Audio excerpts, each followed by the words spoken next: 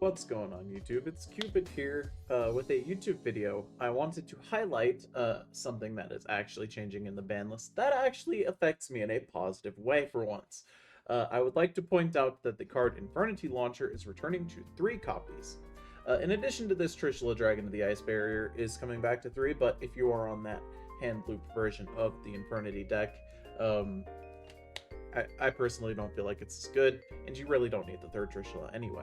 Now, why is Infernity Launcher coming back to 3 relevant? Well, you see, I've actually already been playing Infernities for a little over a month now. Well, not over a month, about a month now. And I've accumulated a few replays that really can showcase what Infernity is capable of when combined with the tier and forest cards. So I have 5 replays to show you all. I will give you guys a deck profile after this. And I just wanted to demonstrate the power of the deck, even with only 2 copies of Infernity Barrier, as Master Duel already has it. So, each of these will consist of me playing against various meta decks, and before you guys are all going to say, oh, Cupid, Infernity cannot play through any disruptions. Infernity cannot play through any disruptions. It loses to 1 hand trap. Shut the fuck up and listen.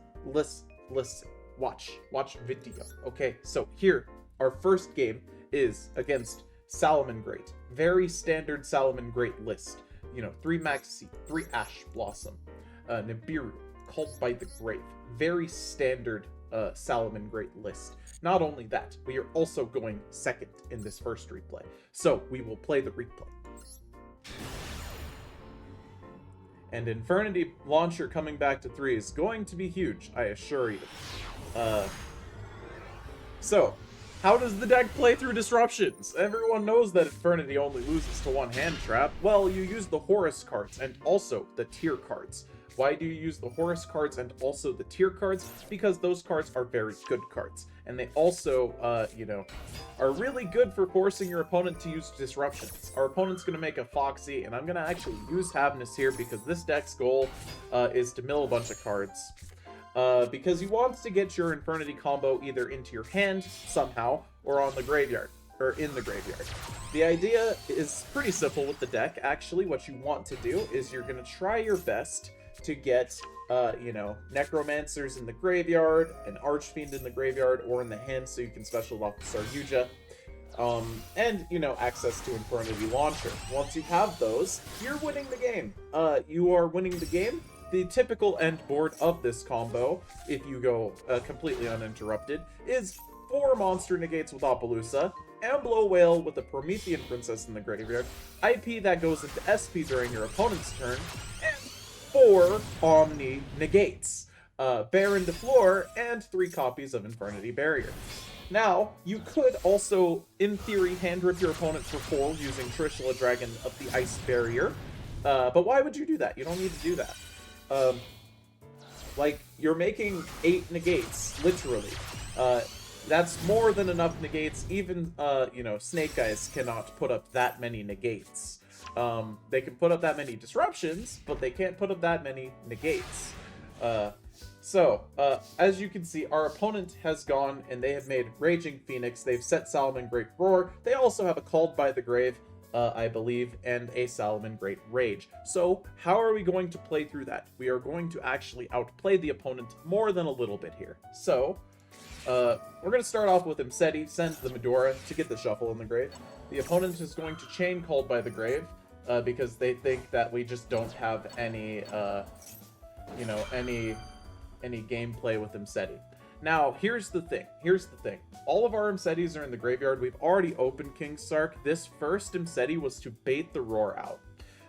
It was to bait the Roar out so we could play through it.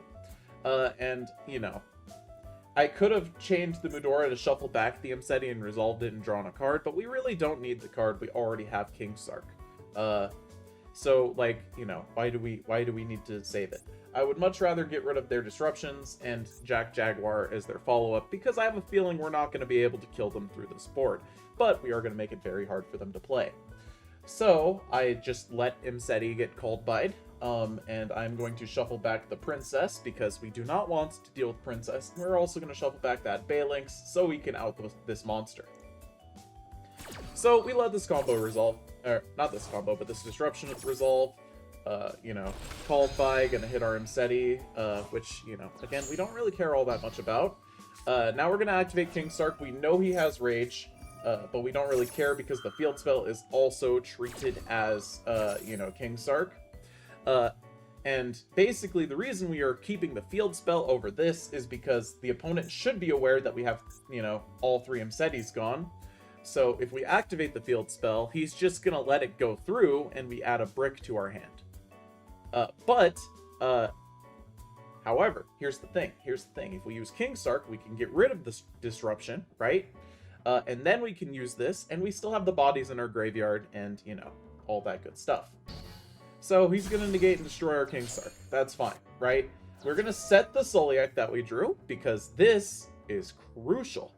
It's an unknown set card that our opponent is probably afraid of. We're going to use Walls of the Imperial Tomb, and the opponent is going to rage because he knows that it's literally called King Sarcophagus while it's on the field. Now, that being said, he could totally pop our Havness here. He's got pop 4. But he doesn't know what our set card is. And since he's probably very scared of the set card, he's gonna pop it. And he leaves the Havness on the board, which really didn't matter, but he pops our Soliac, which lets us add Rhino Heart, and now we are free to play, depending on what that card in the hand is. We're gonna dump Sheeran, we're gonna fuse off our Havness and our Sheeran, and we're gonna start doing tier part of the combo. Now, the idea with the tier engine is actually to mill as many cards as possible with this deck. You want to mill a lot of cards. Milling cards is great. Now here we are actually going to summon back a Rhino Heart with our Kit-Kalos instead of Tier Cash, and we're going to mill 5, and we luckily hit Infernity Archfiend. Now we also, no, we did not have Necromancer in the graveyard here, but we hit Infernity Archfiend, which lets us overlay for our Dugaris. Dugaris is going to detach to and special back Infernity Archfiend, and since we have no cards in our hand, we are going to start, you know, comboing off. We grab this creepy little punk, we link off into SP just to banish the thing from the board. We don't get to attack here, but that's okay.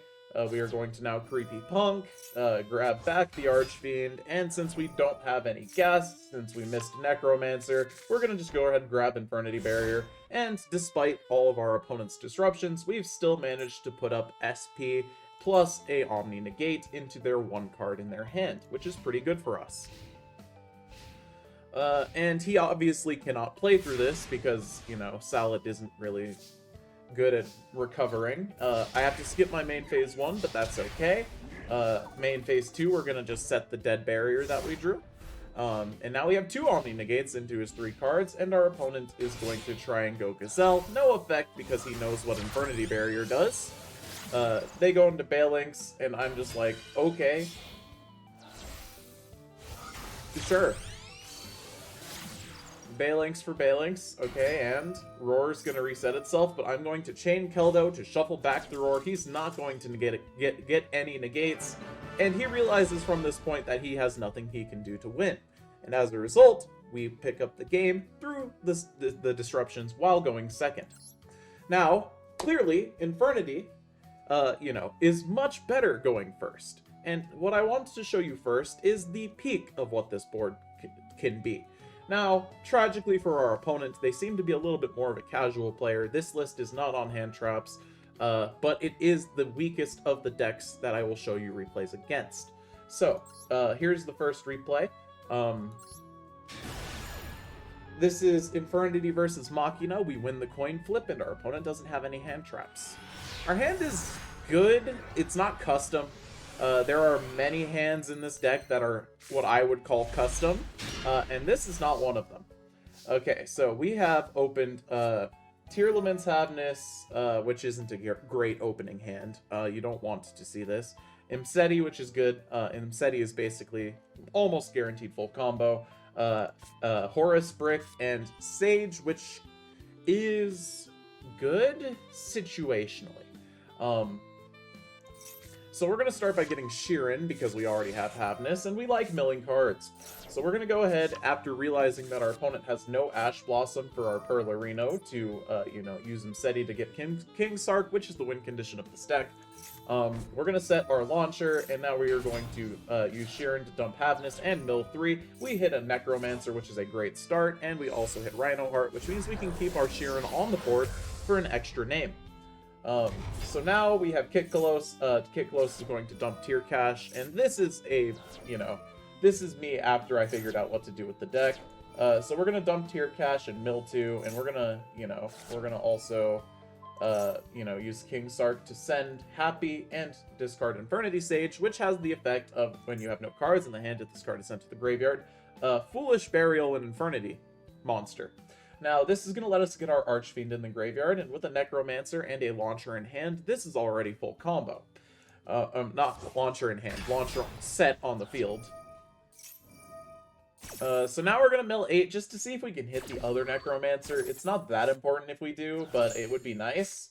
And we do, actually. So, since we do, great. And since we also milled Sheeran off of that mill 8, we get the free level 8 body in Rolkalos, which is pretty good.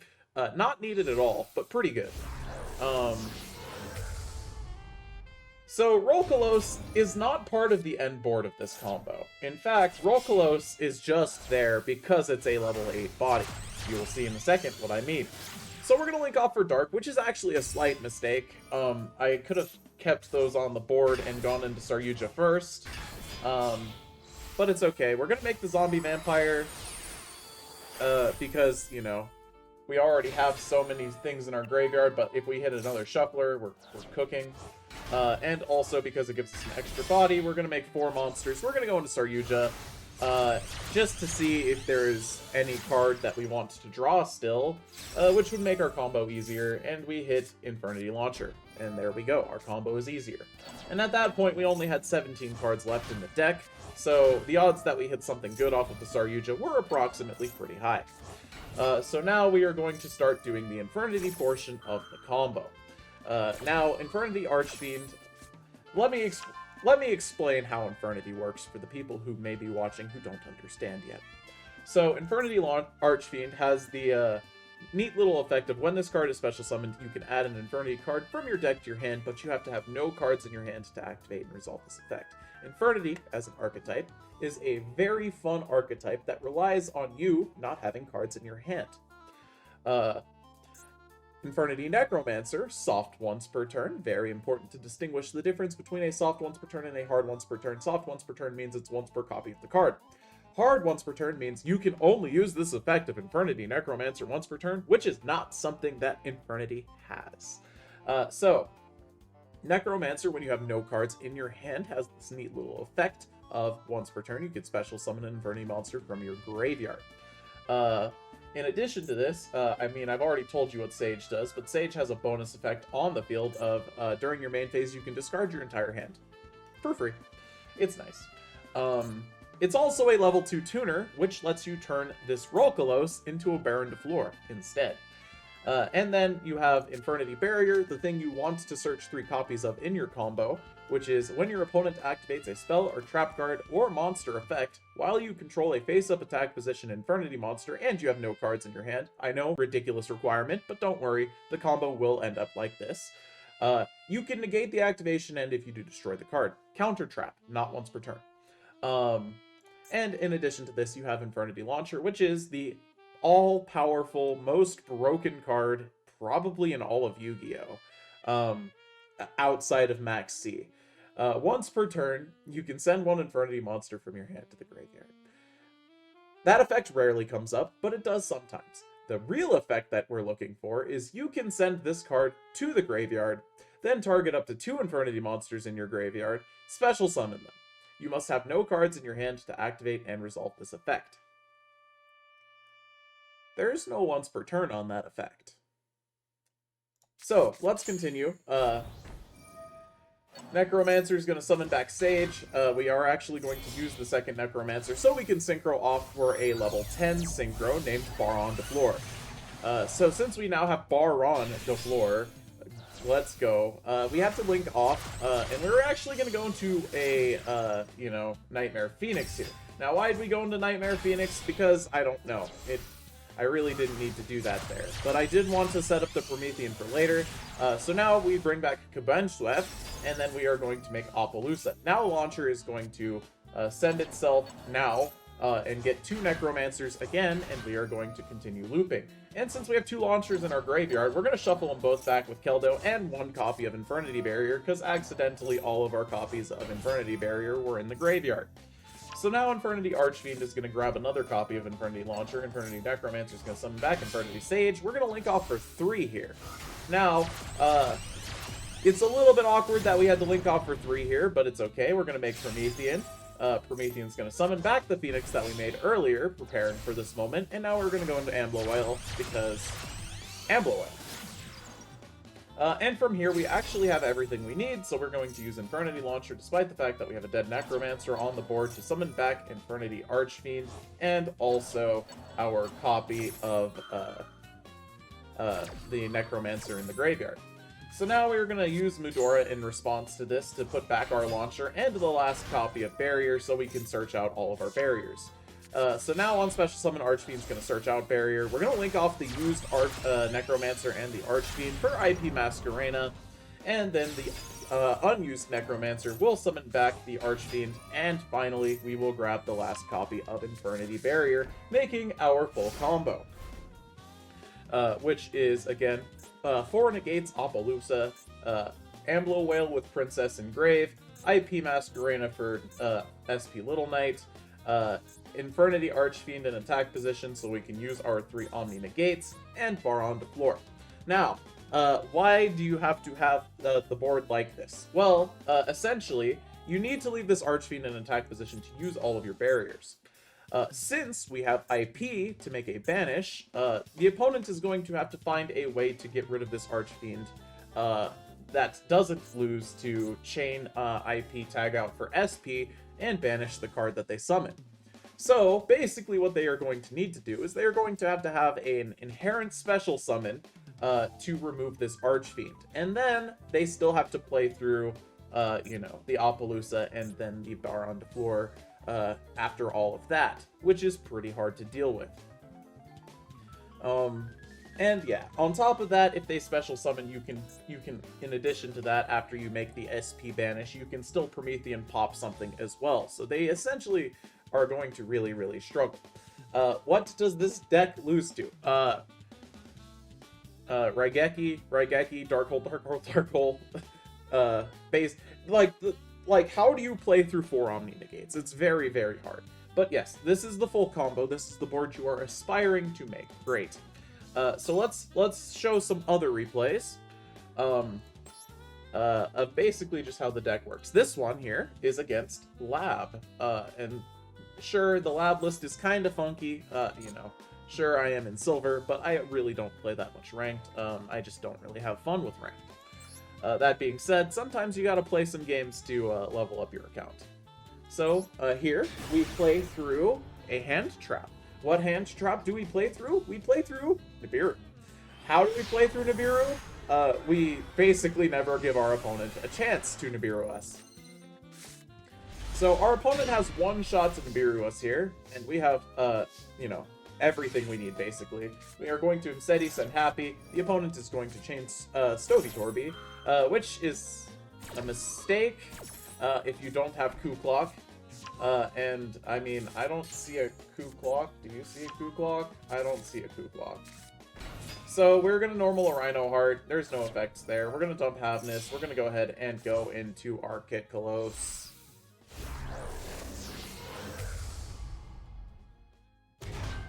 And, yeah, I mean, we just mill both Shufflers off of tier cash there, which is really funny, but not necessary. We already have, you know, Archfiend plus a way to special summon Archfiend and a King Sark in our hand, so we're feeling pretty good.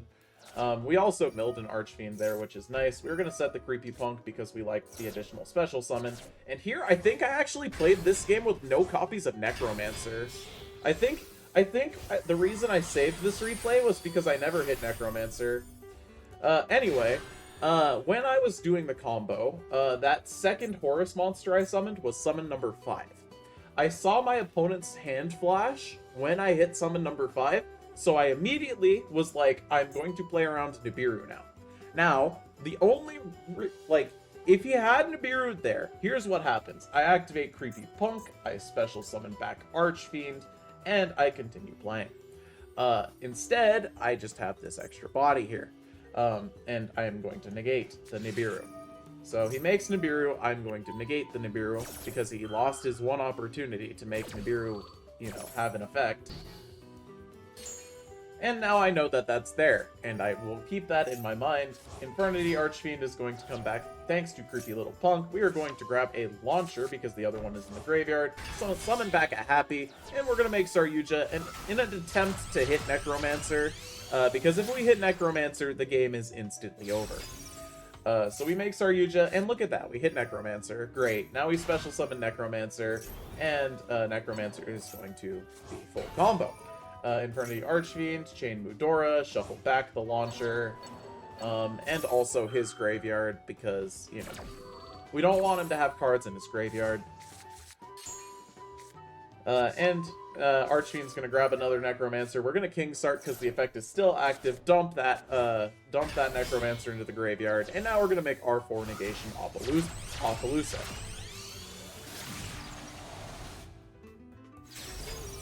Now Keldo's going to shuffle back a Barrier plus Creepy Punk and Hapness, because, I just wanted to get the animation to stop going off. So now we are going to Launcher, get back 2 Necromancers, and this game is over, because our opponent has no more disruptions. They have 3 cards in hand, and I know, that set card is Big Welcome Lab, which we are not going to leave on the board. We're going to make IP, and we're actually going to SP during our own turn to remove that Big Welcome Lab before it can activate, because the opponent does not have Kuklok.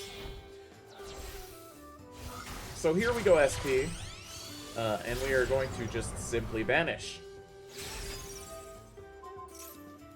Alright, great. Now we're going to link both of those off for Phoenix, because we have not gotten a fire in the graveyard yet, which is something we have to be a little bit cautious about. So now here we go into double Necromancer again, off of our launcher, and we know one of the cards in the hand is Nibiru, and we're going to make 3 Omni Negates. And honestly, we could just stop here, but we're not gonna. We're gonna continue going. So now we are going to make Princess for Ambler Whale.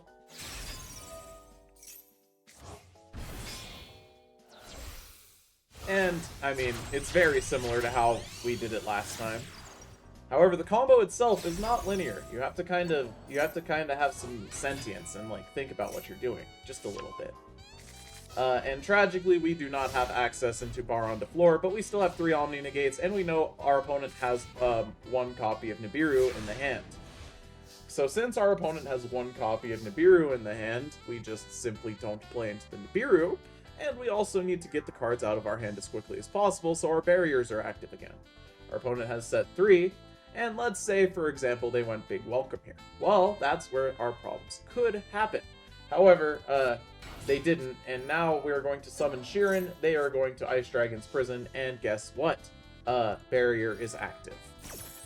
So now we have 3 Omni Negates into the opponent's 3 cards, and we have enough damage on board to make game.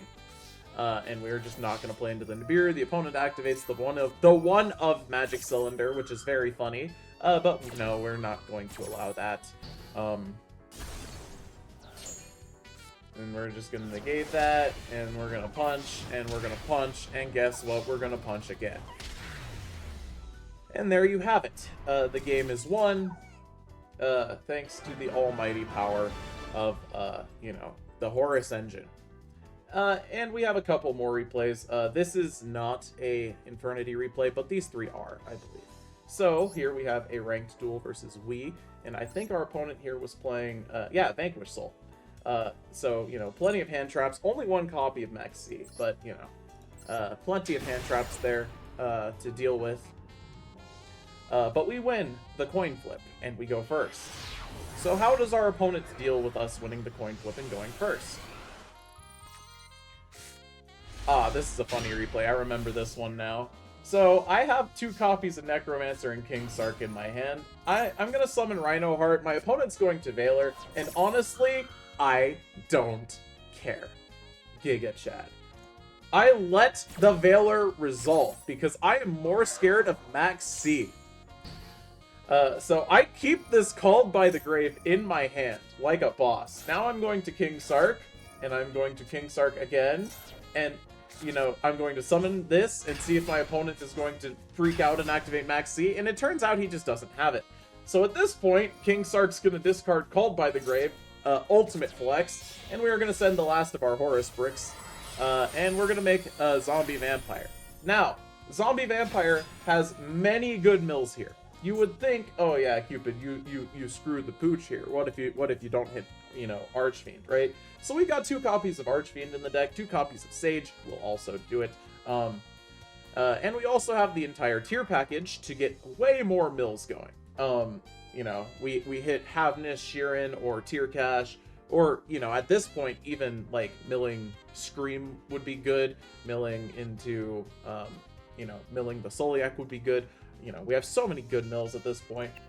But we only mill Archfiend, and, well, we also milled Scream, and Keldo. But, like, you know, as far as gas is concerned, we only milled Archfiend. We get Launcher.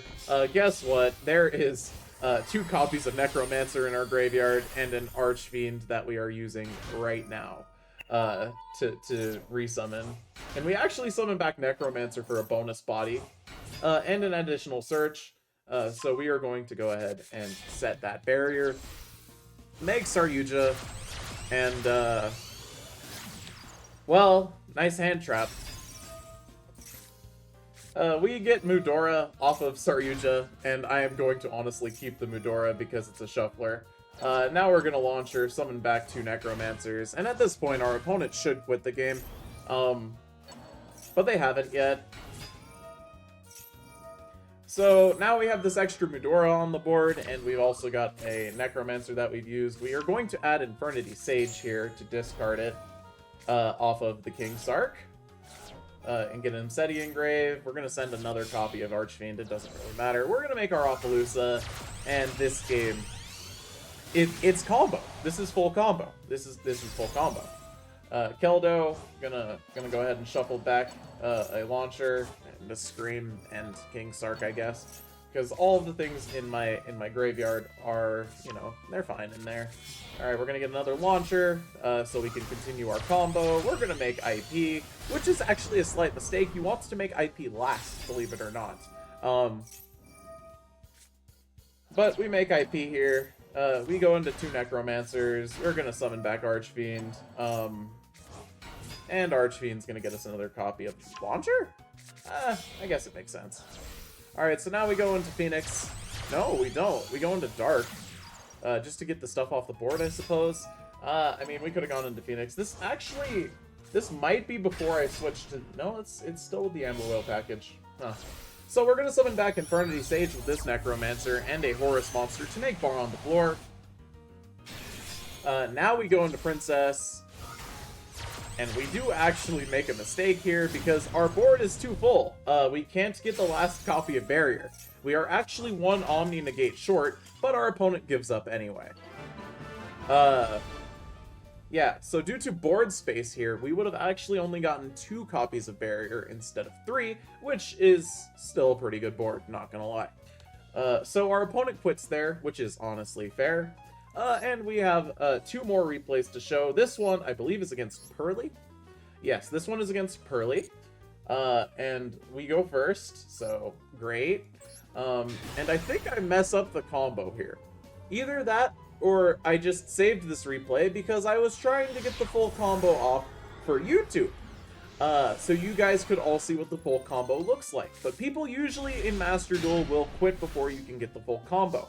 Which is why I showed you that first replay against, or not the first replay, the second replay against the Machina player. Because, you know, he was a trooper, he let me do the whole combo, and was a very nice guy.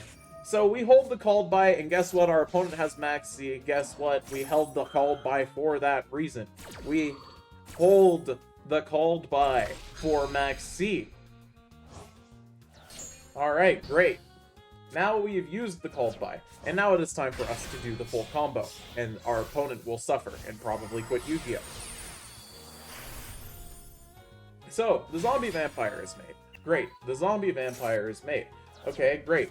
Cool. We summon Infernity, because Infernity is a level 8, and that's pretty reliable. We also wanted to keep our tiers that we just milled in the graveyard. We're gonna make Kickalos. Kickalos, guess what? Gonna put back the tier cache, because tier cache was discarded off of King Sark. We mill into a Necromancer, which is nice. And now, Kickalos gonna, you know, resummon the tier cache, and, you know, we're gonna mill 8. We hit the second Necromancer. Great. Fantastic stuff. We're gonna scream add Soliak here. I actually set the Soliak, which is not something you usually want to do, but it's okay. We're still gonna get to the full combo, and here we make our Saryuja. And we draw into Archfiend, as you do, because, you know, you get your deck down to really low numbers. The odds that you hit something of use are very high. That's why we mill so much, actually, because if you don't mill it, you can always draw it off of Saryuja. Now we're going to make Dark for no reason, and we're going to chain Keldo to shuffle back our launchers and a barrier that we milled. Great. We did it. Mission accomplished. Necromancer, and yeah, our poor cat-based opponent is feeling much pain right now. So we're gonna link off, and we're gonna go straight into Promethean, the line at least, because, you know, this was before I really refined the combo and, like, figured out how to, like, optimally do everything. So I get the Promethean here, I go into the Princess, and then I make Whale. Now, technically, the order doesn't matter that much on if you make Whale or Oppo first, but Oppo is much safer to make first. So you should realistically make Oppo before you make Whale and Promethean line. So we do the standard, you know, add Sage to discard Sage to mill an Archfiend. And now we're going to make an IP here, because we are going to leave this IP on the board. And our board space is looking a little tight, which isn't the greatest, but it's okay. Launcher going to summon back 2 Necromancers here. And here, I think I just get Archfiend. Yep, I do. Archfiend going to add back Launcher, and since I made a mistake, we're gonna make a 3 negates Appaloosa.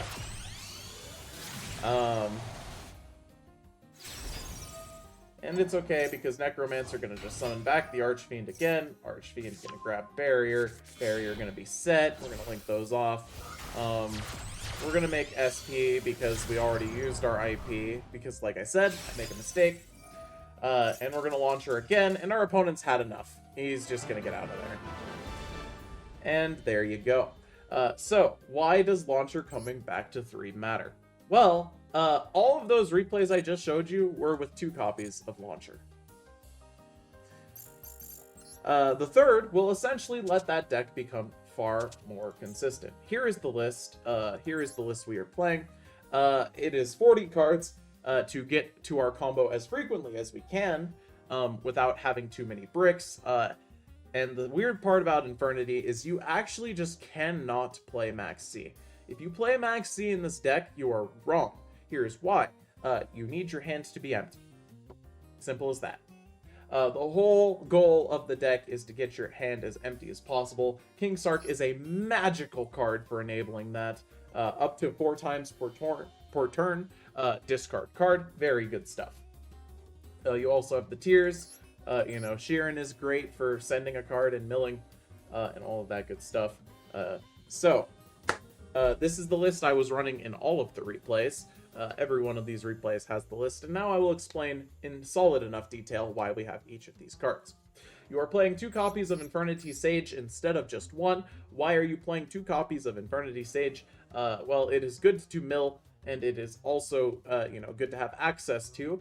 And I find at 1 copy, you really don't get that access frequently enough.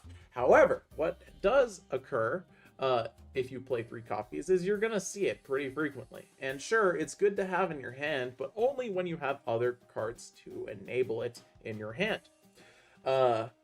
It's also a level 2 tuner, which is very relevant considering all of the Horus monsters are level 8, Rolkalos is level 8, 100 Eyes Dragon is level 8, and all of those cards plus 2 equal Baron de Flor, which is a negate.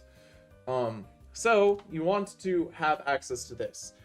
If you were playing a more budget version, I would honestly recommend bumping this card up to 3 copies, because, you know, having access to the extra Foolish Burial effect off of this card is usually, you know, going to guarantee that you get to your combo. 2 copies of Necromancer. Now, the reason you don't want to play 3 is because if you get 2 of these in your hand and you don't have King Sark access, you've bricked. You literally do not play. You need to find ways to get this card out of your hand, and into your graveyard so you can summon it off of your launchers. That being said, you also have, you know, the ability to dig through over half of your deck to get access to this card. So, you really only need 1 because you can just add the second one off of Archfiend, and then you can continue playing from there. Speaking of Archfiend, only 2 copies. Now, this is because I only had the UR material at the time for 2 copies, but, you know, Archfiend is a fantastic card, and you don't want to play 3 copies of it, because if you play 3 copies of it, the odds that you gets, you know, it gets bricky when you have more than 2, because if you play 3 copies, the chances that you run into more than 1 copy in your hand is pretty bad. That being said, if you only play 1, you're cruising for a bruising, because, you know, you lose now to things like Bestials, called by the, well, not called by, you lose to called by anyway, if your Archfiend gets called by, DD Crow, and, you know, you also just lose to not seeing Archfiend at that point, which is pretty painful. In addition to this, you have the 1 copy of Creepy Little Punk. This is an in-archetype searchable monster reborn for Infernity cards only, which is really strong. It also summons from Banished. That being said, you only play 1. It's the only hard once per turn in the deck. And, well, not hard one, only hard once per turn in the deck. Hard once per turn in the Infernity archetype. And you want to play it because sometimes you do need that extra extension for more bodies. That being said, the card's not super needed. Infernity Launcher. I mean, I've already explained what this card does. It's so good, and I cannot wait for this card to come back to 3 copies. This card is nuts. This card's insane. It's masterpiece. And then finally, you play 3 barriers. People will say 3 barriers is overkill, and I would tell those people to suck my balls, because, you know, your opponent starts with 6 cards. Why would you not want 4 negates? Why would you only want 2 negates? Why would you want 3 negates? So you play 3 copies of Barrier. That is the Infernity section of the deck. Beyond this, what do we have? We have the Tier Limit section of the deck. We have 3 copies of Rhinoheart, standard, 3 copies of Sheeran, standard, 1 copy of Hadness, standard, 1 copy of Tier Cash, standard, 1 copy of Perlerino, standard, 1 copy of Soliek, standard, and also 2 copies of Scream. Now, why are the 2 copies of Scream in here, you may ask? Well, mostly because the deck wants to mill. You want to mill. You really want to get those cards in your graveyard so you can do your combo. The graveyard is your hand in this deck. So you want to mill cards because milling 8 is essentially the same as drawing 8 cards. So consider it like that, and now you understand why the tier cards are there. Now, do I need to explain how tier works? I feel like it's been out in Master Duel for over, well, almost 16 months now at the point of recording this, I believe. And at this point, it's just like, come on, you should know what these cards do. That being said, we are not playing Kaleido. Why? Because literally the entire idea of the tier package is to get Kit Kalos out, and then mill 5, and then mill 8 with tier cash, and mill 10 if you send it off the Kit Kalos. You know, you're just trying to mill cards with the tiers. Rhinoheart, you know, dump Havness, fuse for Kit Kalos effect, send tier cash mill 2, Kit Kalos effect, summon tier cash, Kit Kalos mill 5, tier cash mill 3, mill 10 cards, and that's a quarter of your deck, and if you don't hit anything off of that, that's just unlucky. You also have the Sheeran. Sheeran is frequently what you will add off of your Perlerino if you do not have Rhinoheart. If you have Rhinoheart, I'm sorry. Because Sheeran sends a card from your hand to the graveyard, and like I said, you want your hand to be empty. In addition to this, Sheeran will mill 3. That being said, however, if you can resolve the full Rhino Heart combo to kick Close into milling 10, obviously that's more mills than just getting Sharon. So you're going to want that frequently. In addition to this, you have both of the Ishizu Shufflers, because guess what? You're milling a bunch of cards, Shufflers are good. Not only that, you're playing the Horus package, so you can, discard these very easily. And in addition to this, the Shufflers shuffling back Infernity Launcher should be an automatic win. If you have full combo and you use one of these Shufflers on an Infernity Launcher, all you need to do at that point is not mess up the combo. And if you do, great, you win. That's it. It's that easy, right? If you mess up the combo, that's fine, right? And that is everything as far as the tier and the Infernity parts are concerned. Beyond that, we have the Horus package, and you are on maximum copies of King Sark. So you are on 3 Field Spell, 3 Imseti, and 3 King Sark. Why are you on 3 of each? It is actually pretty simple. This card is the best card in the deck, by far. And by that, I mean, sure, this is the best card in Yu-Gi-Oh!, aside from Maxi. But this card's the best card in the deck because it enables everything else. This card turns your entire deck on. Not in that way, but it turns your deck on. And you want your deck to be on so your opponent can be gone. So you are on, 3 copies of Walls, 3 copies of Seti, 3 copies of King Sark, and beyond that you play 1, 1, and 1. Because, you don't want to see them in your hand. They don't really do anything. Now, how consistent is this deck, you may ask? I'm going to be honest, I think in, my 30 or so games of playing this deck, I've only missed some variety of combo, some extension of combo, twice. And even then, at that point, I still put up, number 90 in Baron, which is, a monster negate and an omni negate. That's literally a sword soul board, and that's on a mist combo. So it's very consistent. And beyond that, our non-engine is Monster Reborn, for the same reason you play Creepy Little Punk, except for the fact that it is not a copy of Creepy Little Punk. It's too called by, because, you don't want to get Maxi'd. Now, you could also play Ash Blossom. Ash Blossom's fine in the deck. Any Henge Trap that isn't Maxi is fine in the deck. But, personally, I prefer to just not play Henge Traps. When you have 40 cards, you're making it dramatically more likely you hit your combo off of your mills and off of all of your good stuff. So I am just playing 40 with no hand traps, because I feel like it is the most enjoyable way to play, and it is also the most enjoyable way to watch. Because you gotta remember, I'm a streamer. I want it to be entertaining. And people like it when, you're not winning the games off of maxing your opponent. Now, into the extra deck. You are on Kit Kalos, obviously. You are on Roll Kalos because it is a level 8. You are not on Kaleido Heart because it is not a level 8 and it does not add anything to our board. You play 1 copy of 100 Eyes Dragon. Why? Because this card is funny. Why is this card funny? Once per turn, you can banish 1 level 6 or lower Dark Effect monster from your graveyard until the end phase. Until the end phase, this card's name becomes that monster's original name, and replace this effect with that monster's effect. So, if you get to the end of the combo, and you don't have Baron de Flora access, but you have this, and, a Sage in the graveyard, and let's say they're both used, and, well, no, not they're both used.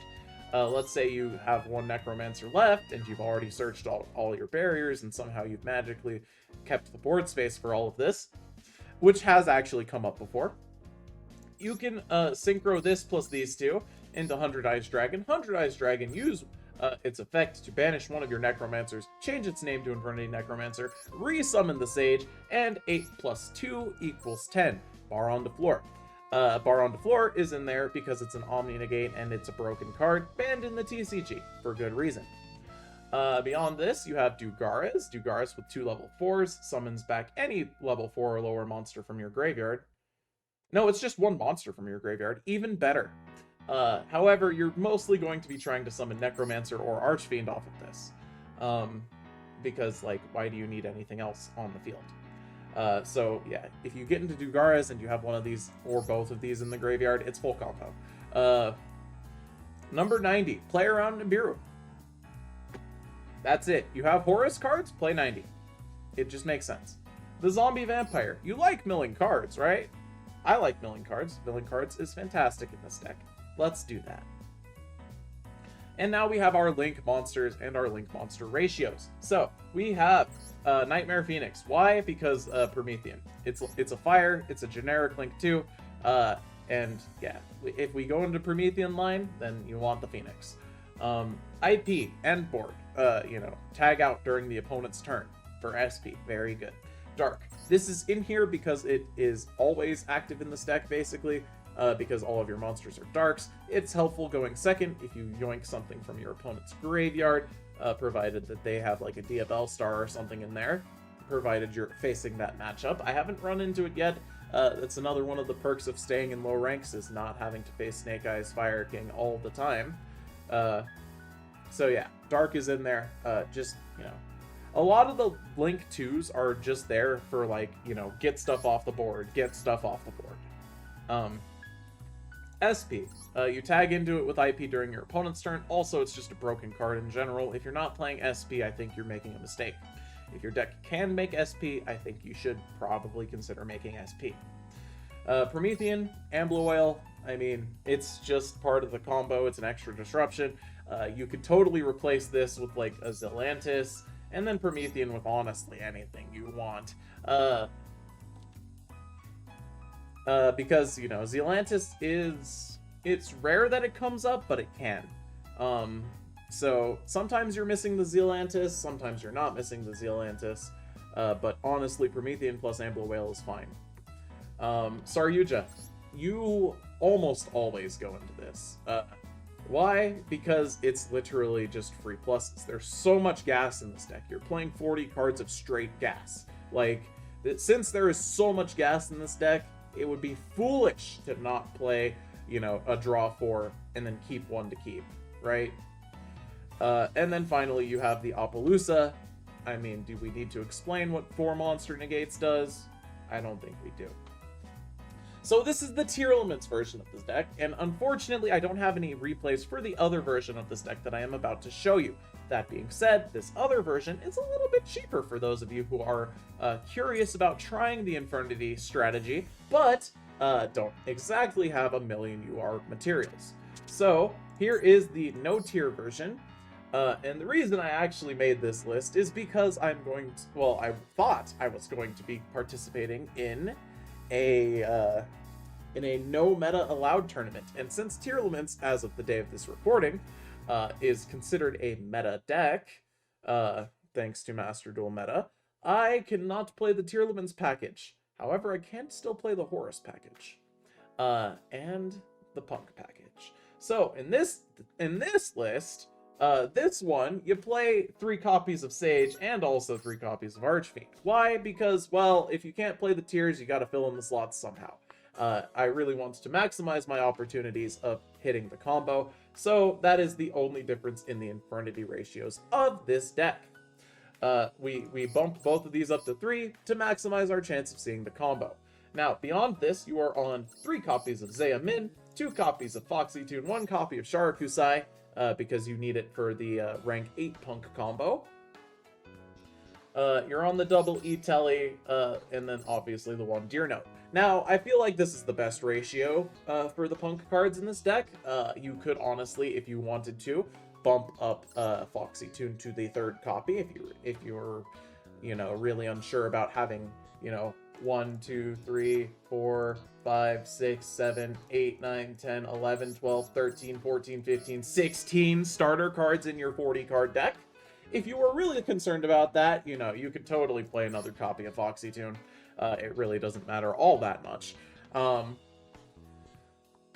But yeah, so that is our Punk ratio. The idea with the Punks is, you get Zeya Min, you go Zeya Min, add Foxy Tune gets a bonus card out of your hand, which is nice.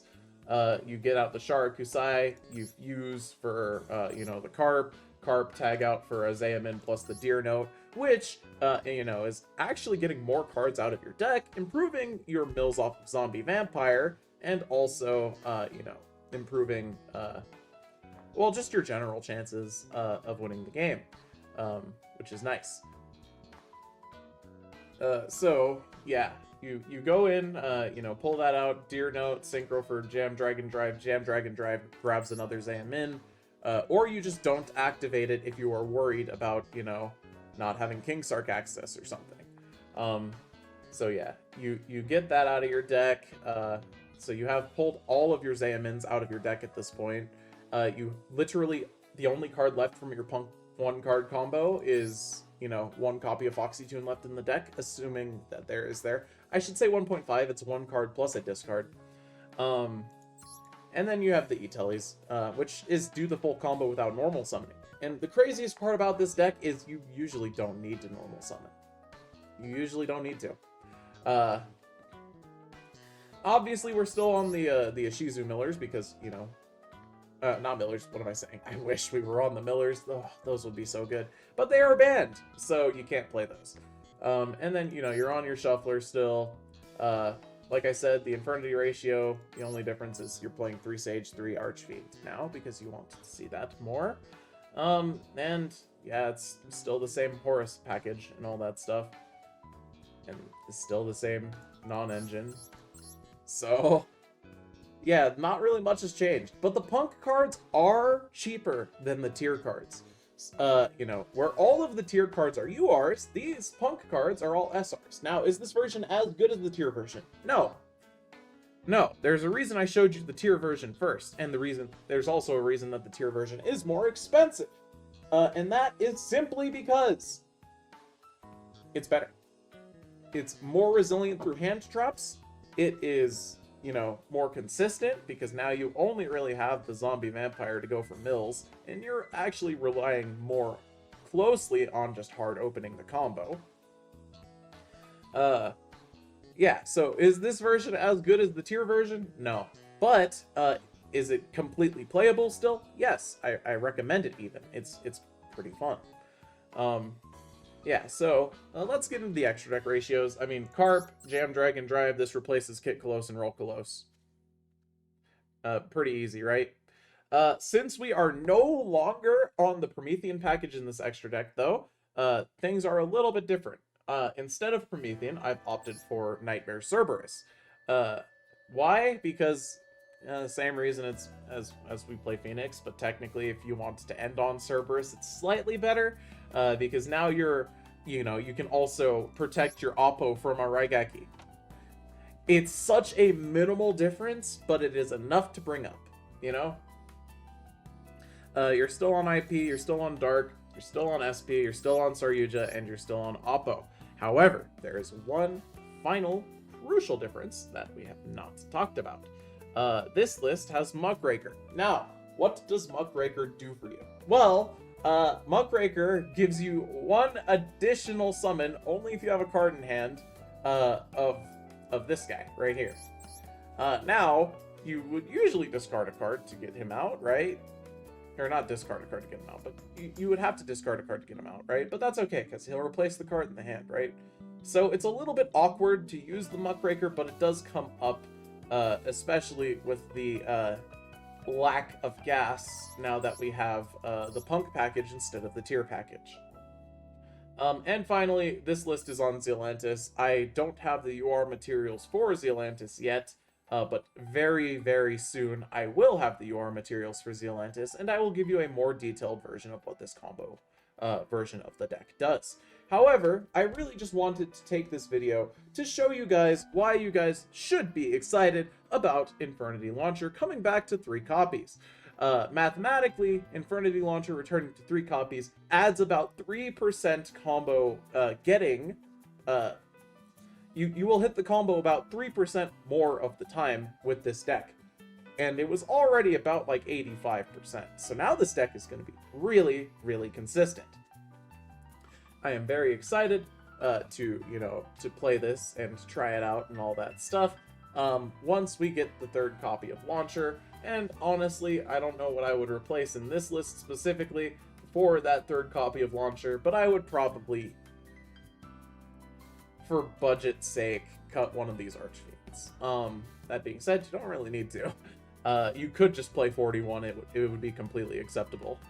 Anyways, I hope you all enjoyed the Infernity showcase. I will be back at some point, probably with a follow-up video to this after we get that third copy of Launcher. And I will be demonstrating, you know, how the deck performs with the extra copy of Launcher. Spoiler alert, it will be the same as what you already saw, but more consistently. It'll be very exciting. Anyways, I hope you all enjoyed today's YouTube video and the couple of Infernity deck profiles. And yeah, I'm excited for Launcher 3. It's one of the few things I've been excited for in Master Duel in a very long time. So, I will catch you all next time for whatever video I make next. I also stream. You should subscribe if you like watching streamers. I don't always stream Master Duel. It's usually up to my Discord. They will vote on what game I stream for the next day, every day. And if Master Duel wins, I stream Master Duel. And that's usually how it goes. Alright, I'm gonna head out. Catch y'all later. Peace.